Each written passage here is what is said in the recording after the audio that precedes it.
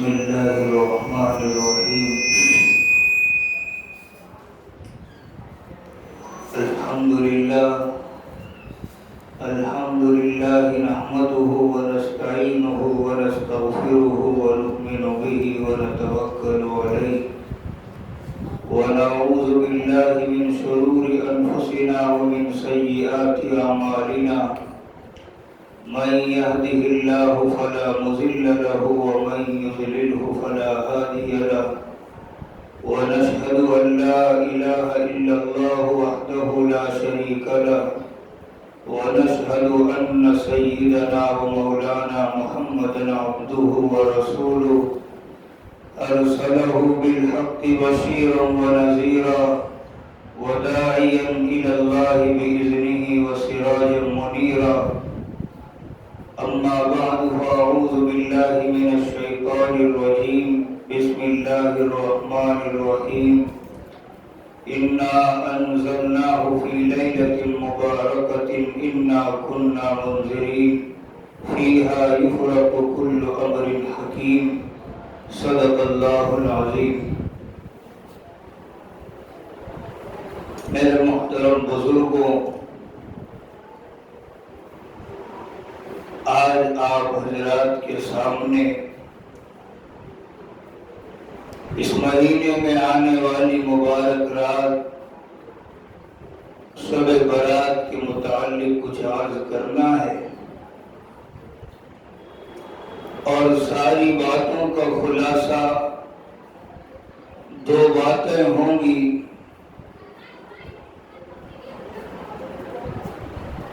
جن میں سے ایک بات تو وہ ہوگی جس میں ہمیں کچھ کرنا ہے، اور ایک بات وہ ہوگی جن سے ہم کو بچنا ہے. اور شریعت میں بھی ہر مکلف انسان کے ذمے اللہ تعالی کی طرف سے دو ہی قسم کے احکام عائد ہوتے ہیں. ایک تو کچھ کاموں کو کیا جاتا ہے جن کے کرنے کا حکم ہوتا ہے، انہیں اوامر کہا جاتا ہے، اور کچھ کام وہ ہیں جن سے بچنے کا حکم ہے، انہیں نواہی کہا جاتا ہے. تو آج ساری باتوں کا خلاصہ دو چیزیں ہوں گی. تو سب سے پہلی بات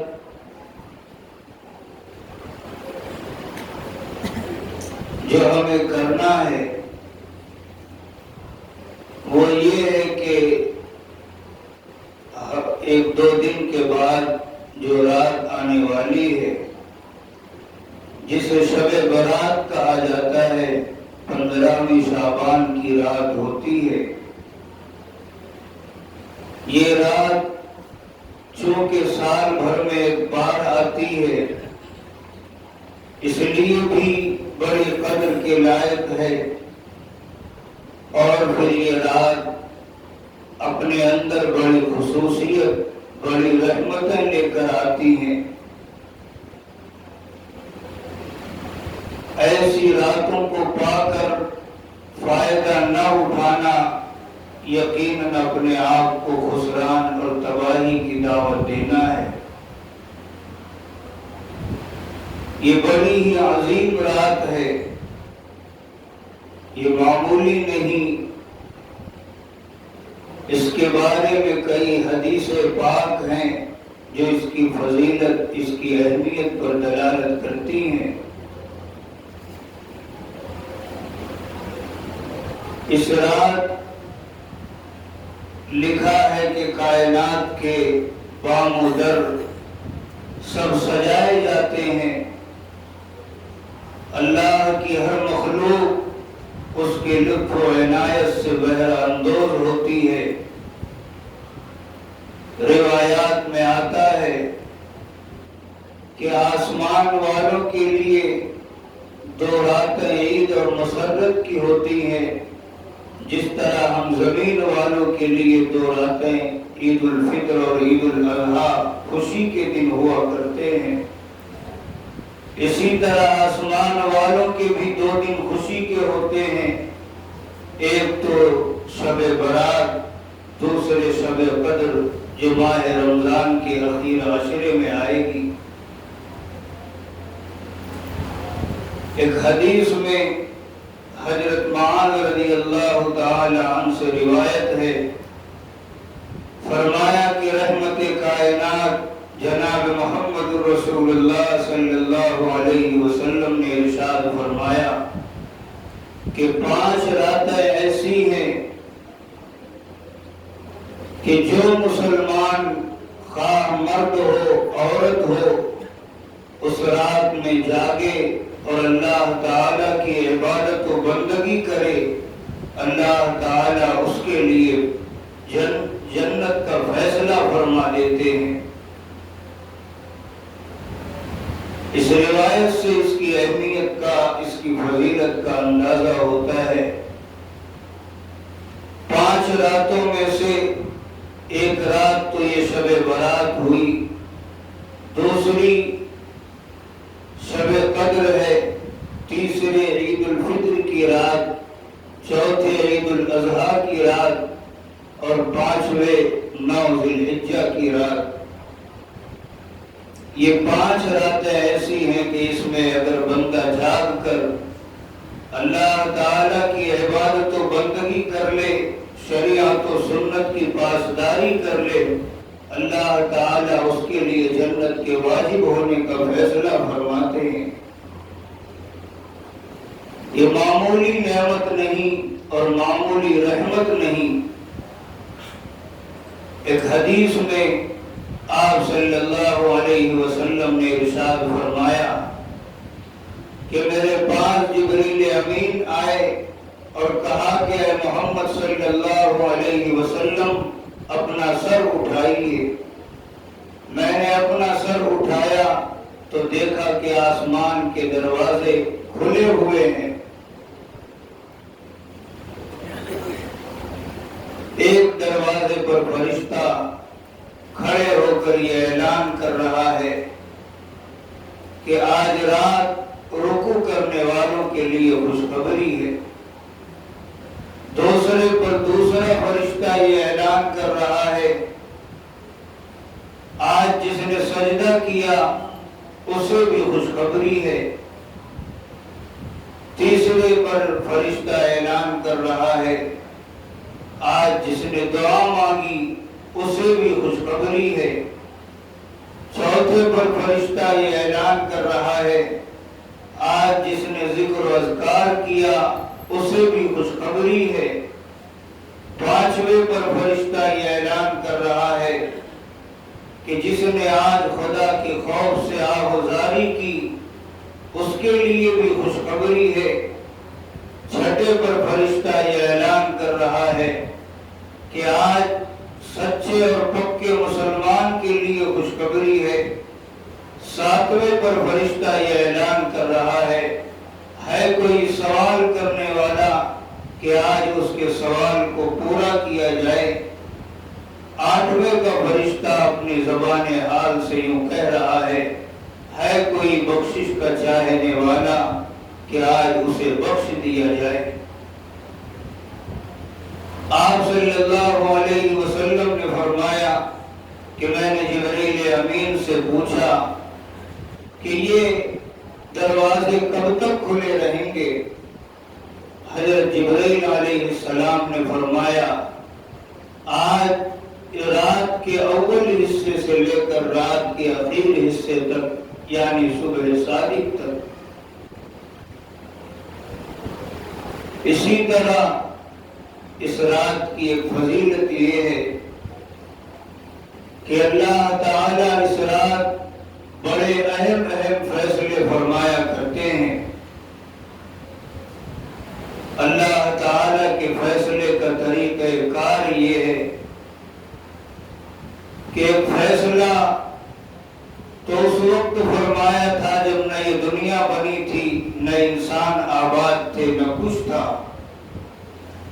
اس دنیا کے آباد ہونے سے 50,000 سال پہلے اللہ تعالیٰ نے لوح محفوظ میں یہ تحریر کر دیا تھا یہ لکھوا دیا تھا کہ کب یہ دنیا بنے گی، اس میں کتنے انسان و حیوان آئیں گے، کتنے عرصے یہاں رہیں گے، کیا کیا حالات ان پر پیش آئیں گے، یہ سب اس دنیا کے 50,000 سال پہلے اللہ تعالیٰ نے لوح محفوظ میں لکھ دیا تھا کہ کب کس کے ساتھ کیا حادثہ پیش آئے، کب کس کی موت آئے گی، کس کو عزت ملنی ہے، کس کو ذلت ملنی ہے، یہ سب اللہ تعالیٰ نے لوح محفوظ میں اس دنیا کے بننے سے پہلے ہی تحریر کروایا تھا، اور اسے شریعت کی اصطلاح میں تقدیر کہا جاتا ہے۔ لیکن ایک سال کے اندر کس انسان کے ساتھ کیا فیصلہ ہوا، کس انسان پر کیا حالات آنے والے ہیں، کس کو عزت ملنے والی ہے، کس کو ذلت ملنے والی ہے، کسے کاروبار میں ترقی ملنے والی ہے، کس کو شکست ملنے والی ہے، یہ سب کچھ شب برات 15ویں شعبان کی رات کو اللہ تعالیٰ لوح محفوظ سے نقل کروا کے فرشتوں کے حوالے کرتے ہیں، اور ان کی ڈیوٹی یہ ہوتی ہے کہ جو کچھ تمہیں لکھ کر دیا گیا ہے اسے انجام دو۔ اور اس میں لکھا ہوتا ہے کہ فلاں وقت فلاں کی روح قبض کرنی ہے، اور اس بندے کو پتہ نہیں کہ میرا نام اب مردوں کی لسٹ میں آ چکا ہے، اپنے سالہ سال کے منصوبے بنا رہا ہے، مزے کی زندگی گزار رہا ہے، لیکن اسے پتہ نہیں کہ میرا نام مردوں کی لسٹ میں لکھا جا چکا ہے۔ تو ایسے ہی ہر چیز کا فیصلہ ایک سال میں کس کے ساتھ کیا ہونا ہے اللہ تعالیٰ لوح محفوظ سے نقل کروا کے 15ویں شعبان کی رات فرشتوں کے حوالے کرتے ہیں۔ یہ ہے وہ اہم فیصلہ جو اللہ تعالیٰ اس رات کرتے ہیں۔ تیسری فضیلت، اللہ تعالیٰ اس رات اپنے بندوں کو اپنے رحم و کرم کے طفیل بے انتہا لوگوں کو جہنم سے آزاد فرماتے ہیں۔ 1000 2000 نہیں، 1,00,000 2 لاکھ نہیں، کروڑ 2 کروڑ نہیں، بے انتہا لا تعد ولا تحصى انسانوں کو اللہ تعالیٰ آج کی رات جہنم سے آزاد فرماتے ہیں۔ حدیث پاک میں آتا ہے کہ عرب میں ایک قبیلہ تھا بنی کلب، وہاں بھیڑ اور بکریاں بہت ہوا کرتی تھی۔ حدیث پاک میں آتا ہے اللہ کے نبی نے ارشاد فرمایا آج کی رات اللہ تعالیٰ بنو کلب کی بکریوں کے جسموں پر جتنے بال ہوا کرتے ہیں اس سے بھی بے انتہا زیادہ اپنے بندوں کو جہنم سے آزاد فرماتے ہیں۔ اس سے پتہ یہ چلا کہ یہ رات بڑی بخشش کی ہے، بڑی مغفرت کی ہے، بندوں کے ساتھ بڑی رحمت کا معاملہ ہونے والی رات ہے۔ اور چوتھی بات، اس رات میں ہمارا عمل کیسا ہو۔ ظاہر سی بات ہے ہر کام میں ہمارے نبی نے ایک طریقہ سکھایا ہے، کوئی چیز دین اسلام نے ایسی نہیں چھوڑی، کوئی لمحہ ایسا نہیں چھوڑا کہ ہمیں اس وقت کیا کرنا ہے اور کیسے کرنا ہے یہ نہ بتایا ہو۔ ابن اسحاق نے انس بن مالک سے روایت کیا ہے، انہوں نے کہا کہ ایک دن رسول اللہ صلی اللہ علیہ وسلم نے مجھے حضرت عائشہ رضی اللہ عنہ کے گھر کسی کام سے بھیجا۔ میں گیا اور ام المومنین سے یہ کہا کہ جلدی کیجئے، میں میں رسول اللہ صلی اللہ علیہ وسلم کو اس حال میں چھوڑ کر آیا ہوں کہ آپ 15ویں شعبان شب برات کے متعلق گفتگو فرما رہے تھے۔ حضرت عائشہ نے فرمایا کہ اے انس بیٹھو، میں تمہیں بتاتی ہوں 15 شعبان اور شب برات کے بارے میں۔ فرمایا کہ ایک رات میری باری تھی، آپ صلی اللہ علیہ وسلم میرے پاس تشریف لائے اور میں سوئی ہوئی تھی، آپ رات کے کسی حصے میں اٹھ کر چلے گئے۔ میں جب اٹھی اور آپ کو موجود نہیں پایا تو میں نے سمجھا کہ شاید آپ اپنی کسی دوسری بیوی کے پاس گئے ہوں گے۔ میں تلاش کرنے کے لیے نکلی، میرا گزر مسجد کے پاس سے ہوا اور جب میں مسجد سے آگے بڑھی تو آپ کے قدم پر میرا قدم پڑا۔ میں نے دیکھا کہ آپ فرما رہے تھے کہ اے پروردگار، میرے جسم اور میرے خیال نے آپ کو سجدہ کیا، میرے دل نے تجھ پر ایمان لایا، اے میرے پروردگار یہ میرا ہاتھ ہے، میں نے اس کے ذریعے کبھی اپنے جسم کو گناہ سے آلودہ نہیں کیا۔ اے رب عظیم، تو نے مجھے پیدا فرمایا، میرا یہ چہرہ اور نقشہ بنایا، اس میں آنکھ اور ناک کان بنائے، میں تجھ سے درخواست کرتا ہوں، میں تجھ سے ڈرنے والا دل مانگتا ہوں کہ جو کبھی متکبر اور مشرک نہ ہو۔ اے پروردگار، میں تیری رضا کی بدولت تیری ناراضگی سے پناہ چاہتا ہوں، تیرے عفو و کرم کے طفیل تیری ناراضگی سے پناہ چاہتا ہوں۔ اے پروردگار، تیری شان تو بڑی اعلیٰ ہے، تیری اتنی تعریفیں ہیں کہ تو خود ہی جانتا ہے، اور تیری تعریف تو وہی ہے جیسی تو نے خود بیان فرمائی ہے۔ میں تو صرف وہ کہوں گا جو میرے بھائی داؤد علیہ السلام نے کہا تھا کہ اے پروردگار، میں تیرے سامنے اپنے چہرے کو خاک آلود کرتا ہوں، اور تیری ہی ذات ہی اس لائق ہے کہ میرا چہرہ تیرے سامنے خاک آلود ہو۔ حضرت عائشہ نے پھر فرمایا کہ حضور آپ یہاں تشریف فرما ہیں۔ فرمایا اے حمیرہ، کیا تو نہیں جانتی اللہ تعالی آج کی رات قبیلہ بنی کلب کی بکریوں کے جسموں پر جتنے بال ہیں اس سے زیادہ اپنے بندوں کو جہنم سے آزاد فرماتے ہیں۔ تو میرے محترم بزرگوں، یہ رات انتہائی عظمت اور قدر کے لائق رات ہے۔ ایک حدیث میں فرمایا کہ 15ویں شعبان کی رات کو قیام کرو، دن میں روزہ رکھو، اور پھر فرمایا کہ اس رات اللہ تعالی آسمان دنیا پر آتے ہیں اور اپنی پوری رحمت کے ساتھ بندوں کی طرف متوجہ ہوتے ہیں اور اعلان کرتے ہیں، ہے کوئی بخشش چاہنے والا کہ مجھ سے بخشش مانگے اور میں اسے معاف کر دوں، ہے کوئی روزی مانگنے والا کہ وہ مجھ سے روزی مانگے اور میں اس کے رزق کو کشادہ کر دوں، ہے کوئی مصیبت کا مبتلا جو اپنی مصیبت دور کرنے کی مجھ سے خواہش کرے اور میں اس کی مصیبت کو دور کر دوں۔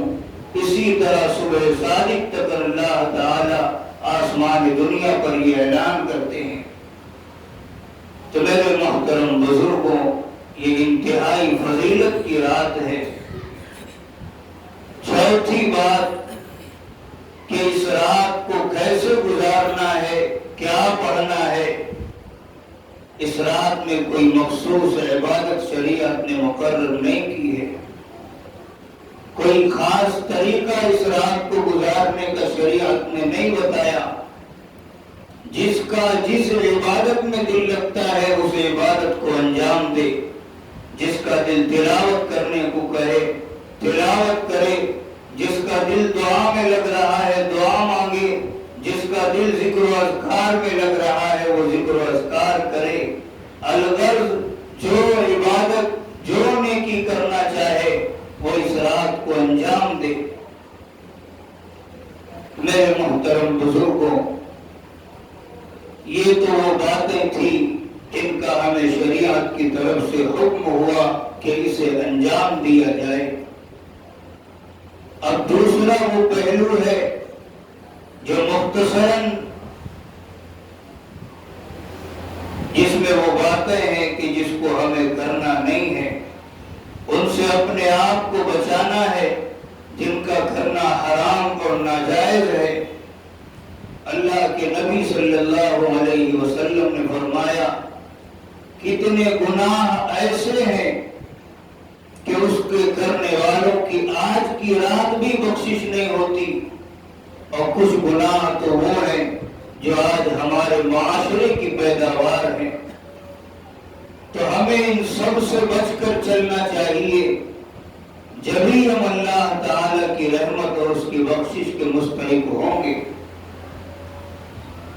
کئی احادیث کا خلاصہ ہے جن میں تقریباً 7 لوگ وہ ہیں جن کی اس رات بھی بخشش نہیں ہوتی۔ ہاں اگر وہ توبہ کر لے اور اپنے گناہوں سے باز آ جائیں تو ان کی بخشش ہو جاتی ہے۔ سب سے پہلا شخص مشرک ہے کہ انسان اللہ تعالی کی ذات و صفات میں کسی کو شریک کرے، یہ اللہ تعالی کے نزدیک بہت بڑا گناہ ہے۔ اس گناہ میں مبتلا ہونے والے کو اللہ ایسی بخشش کی رات میں بھی نہیں معاف فرمائیں گے۔ دوسرا شخص جو صلہ قطع تعلق کرنے والا ہے، رشتہ داری کو توڑنے والا ہے، رشتہ داروں کے ساتھ بدسلوکی کرنے والا ہے، اللہ تعالیٰ ایسے شخص کو بھی اس رات معاف نہیں کرتے، اپنا رشتہ ناتا بھی اس سے توڑ لیتے ہیں، اپنے رحم و کرم اس پر فرمانے سے گریز کرتے ہیں۔ اس لیے ہمیں چاہیے کہ رشتہ داریوں کو کسی نہ کسی طرح جوڑ کر رکھنے کی کوشش کریں۔ علماء نے لکھا ہے کہ جب بھی آپس میں جھگڑے ہوا کرتے ہیں تو رشتہ داریاں عموماً ٹوٹ جایا کرتی ہیں۔ ایسے وقت پر تم 3 کام انجام دو۔ اگر اس رشتے کے ٹوٹنے میں اپنی غلطی ہے تو اپنی غلطی کا اعتراف کر لو اور معافی مانگ لو، اور اگر اپنی غلطی نہیں ہے دوسرے کی ہے تو اگر آپ کے اندر اتنی استطاعت ہے کہ بدلہ لے سکتے ہو تو بدلہ لو، اور اگر نہیں تو معاف کر دو، لیکن رشتہ داریاں توڑ کر رکھنا اس کی گنجائش کسی بھی صورت میں نہیں ہے۔ تیسری چیز بلا وجہ کینہ رکھنے والا، اور یہ بھی اسی وقت ہوتا ہے جب آپس میں لڑائیاں ہوتی ہیں۔ اور کینہ یہ ہے کہ آدمی بلا وجہ اپنے دل میں کسی کے تئیں بغض و عداوت رکھے، کسی کو نقصان پہنچانے کا منصوبہ بنائے۔ یہ ایسا گناہ ہے کہ اللہ تعالی اس گناہ میں مبتلا ہونے والے کی بخشش اس رات بھی نہیں کرتے، جبکہ بے انتہا بخشش کی رات ہے، لیکن اللہ اسے بھی نہیں بخشیں گے۔ چوتھی بات اور چوتھا شخص بڑے غور سے سننے کی ہے۔ آج ہمارے معاشرے کا ہر فرد اس میں مبتلا ہے، بچے سے لے کر بوڑھے تک 99% مسلمان اس میں مبتلا ہے، اور وہ یہ ہے کہ جو بندہ اپنی شلوار ٹخنوں سے نیچے رکھتا ہے یا اپنا تہبند اور پیجامہ ٹخنوں سے نیچے رکھتا ہے، اللہ تعالیٰ اس رات اس بندے کی بھی بخشش نہیں کریں گے۔ یہ اتنا बड़ा गुनाह है। एक गुनाह तो ये कि जब तक ये पैजामा टखनों से नीचे रहता है उस वक्त तक इंसान गुनाह कबीरा का मुर्तकिब बराबर रहता है। दूसरा हदीस पाक में आता है ये टखने से जितना हिस्सा नीचे रहेगा जहन्नम की आग के हवाले कर दिया जाएगा, और उससे बड़ा वबाल और अज़ाब के इस बख्शिश की रात में अल्लाह ताला सलवार और टखनों से नीचे पैजामा रखने वालों की मग़फ़िरत नहीं फरमाएंगे। उसकी वजह ये है कि ये काफिरों का तरीक़ा-ए-कार है। नबियों का तरीका तो इबादत हुआ करता है और काफिरों का तरीका गुनाह होता है। और आज से 1400 साल पहले जनाब मोहम्मद रसूलुल्लाह सल्लल्लाहु अलैहि वसल्लम के जमाने में जितने भी काफिर और मुशरिक थे, इस्लाम के दुश्मन थे, उन्होंने आपको सताया। यही कम क्या है कि हम उनके तरीक़े-कार से दूर रहें। और उनका तरीक़े-कार हमेशा से ये था कि जो जितना बड़ा काफिर और मुशरिक हुआ करता था, जितना बड़ा अपने वक्त का सरदार हुआ करता था, उतना ही उसका पैजामा जमीन पर घिसटता था। जो जितना बड़ा सरदार था उतना ही उसका पैजामा जमीन पर घिसटता था। ये उन काफिरों और दुश्मनान इस्लाम का तरीक़ा-ए-कार है। और अंबिया अलैहिमुस्सलाम की सुन्नत मुबारका ये है कि उनका पैजामा, उनकी सलवार आधी पिंडली तक हुआ करती है। ये अंबिया अलैहिमुस्सलाम का तरीका है। हदीस पाक में एक वाक़या मज़कूर है जो हमारे लिए इबरत की चीज है। सुलह हुदैबिया के मौके पर नबी अलैहिस्सलातु वस्सलाम अपने 1400 सहाबा रज़ियल्लाहु अन्हुम अजमईन को लेकर मक्के पर रवाना हुए और मक्के से बाहर जाकर ठहर गए और अहले मक्का को अपने आने की इत्तला करने के लिए और सुलह के मुज़ाकरात करने के लिए हजरत उस्मान गनी रज़ियल्लाहु अन्हु को मक्का रवाना फरमाया। हजरत उस्मान गनी रज़ियल्लाहु अन्हु चूंकि पहला आपका वही खानदान था, वही आपके आबाओ अजदाद थे, आपके रिश्तेदार भी वहां थे, आपका अपना घर भी था, जमीन और जायदाद भी थी, लेकिन रसूलुल्लाह सल्लल्लाहु अलैहि वसल्लम के साथ सब कुछ छोड़कर मदीना हिजरत कर गए थे। तो चूंकि आपके रिश्तेदार वहां थे, आप अपने चचाजाद भाई के यहाँ उस रात ठहरे। जब सुबह हुई तो भाई के साथ अहले मक्का की मजलिस में जाने के लिए रवाना हुए। उस वक्त आपका पैजामा, आपकी सलवार सुन्नत के मुताबिक आधी पिंडली तक था।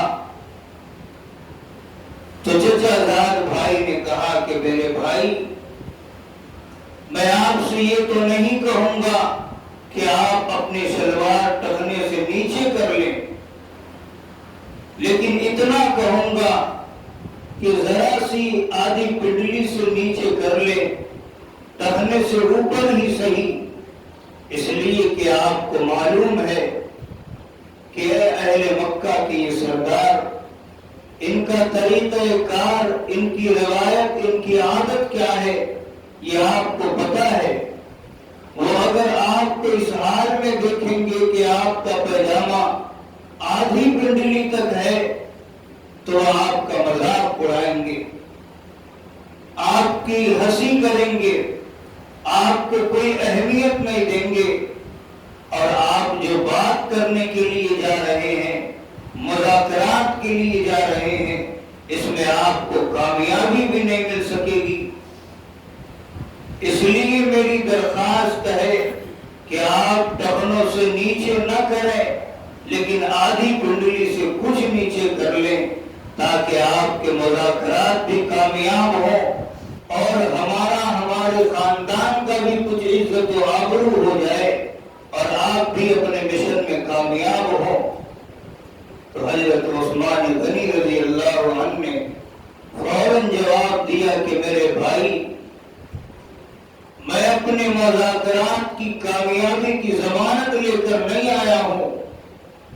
وہ چاہے مجھے عزت دے کہ نہ دے، میرا مذاق اڑائے، مجھے اچھا سمجھے کہ برا سمجھے، میں ان کے واسطے اپنے سرکار کی سنت کو چھوڑ نہیں سکتا۔ میں ان کا نمائندہ بن کر آیا ہوں، میں ان کا قاصد بن کر آیا ہوں، سر سے لے کر پیر تک میں سراپا ان کی سیرت میں ڈھلنا چاہتا ہوں۔